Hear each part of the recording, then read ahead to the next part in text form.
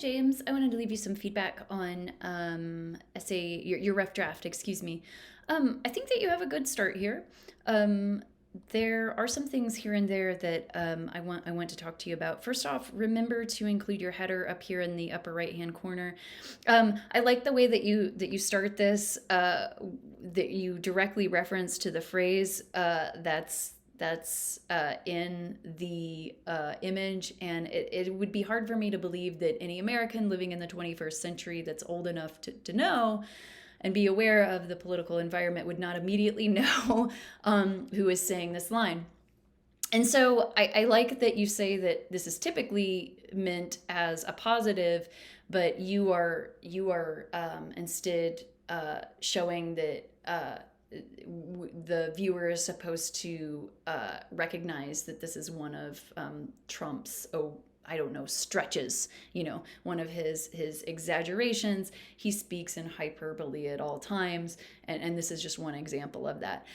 So you might go back and think about how you're being a little broad here, because this is Trump's quote. This is a critique of Trump, and you're being a little broad here in your ending line. So I would recommend that you weave Trump more clearly into this opening paragraph. So, for example, now more than ever, people can be misleading on purpose to try and further agendas. You're being a little broad there. Yes, that can apply to everyone, but this is particularly in response to Trump.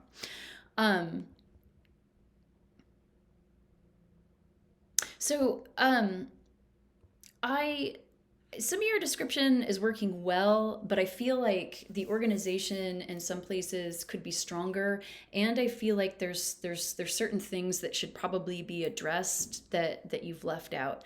So you start with the idea that the picture is making fun of how he looks, and I agree that that is part of it. But you seem to suggest that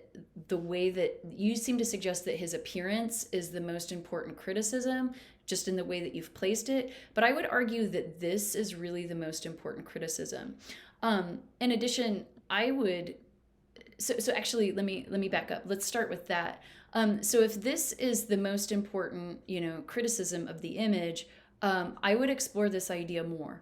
So perhaps think about talking about where Trump is standing. So one of the things that I think you left out that's important, he has his back to the crowd. He's not facing them. So I would include that, and I would analyze that choice.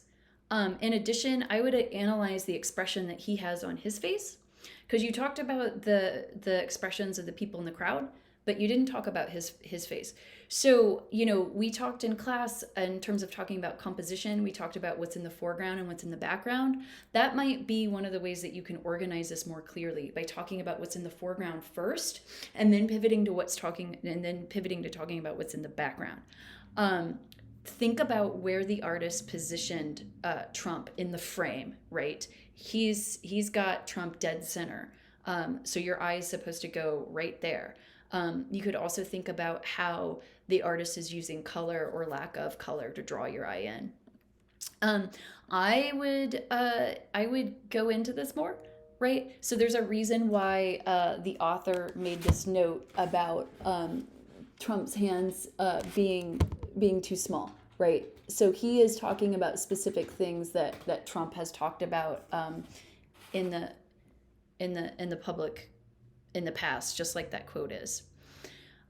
So you tell me that he uses different visual techniques, but the things that you include aren't really visual techniques, meaning that you say the biggest is showing the crowd behind him. Showing a crowd is not a visual technique.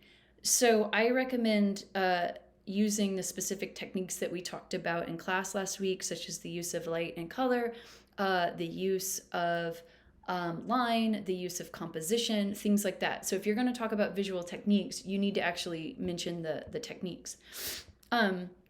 I would narrow this into a more specific demographic when you're talking about audience. That's a little bit too broad. So you might consider talking about political affiliation, or you might potentially talk about Americans.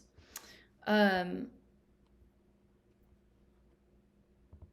you mentioned down here towards the end that the image does a great job, but that's fine. But what you need to do is summarize how the image gets the job done. And really, the most important thing that you're missing here, why I kind of think that there's some organizational issues, is you don't have a clear thesis. So remember that your thesis needs to present how you plan to evaluate the source. So your thesis should suggest what visual techniques you're using to come to a conclusion on the image. And there's those thesis stems that we went over in class that you could certainly use.